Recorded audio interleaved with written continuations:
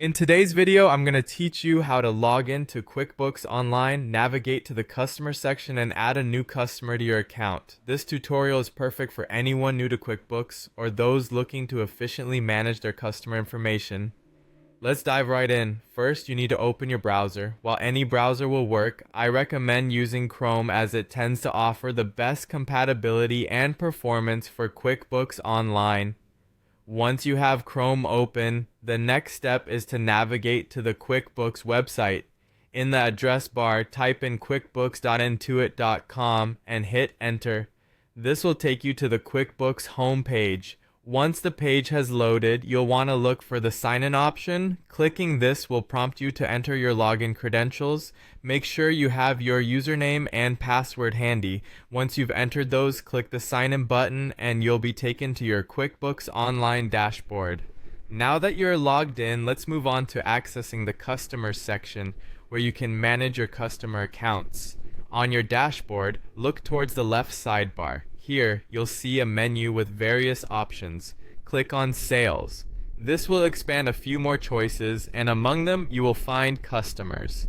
Selecting Customers will bring you to a page that lists all of your existing customers.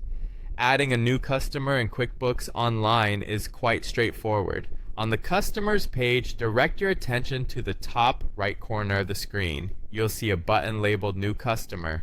Go ahead and click that. This action will open a form where you can input your new customer's details. Filling out this form accurately is crucial for maintaining organized records. Start by entering the customer's name.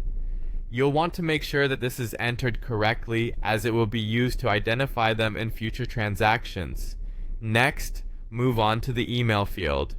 Providing an email is essential if you intend to send electronic invoices or communications.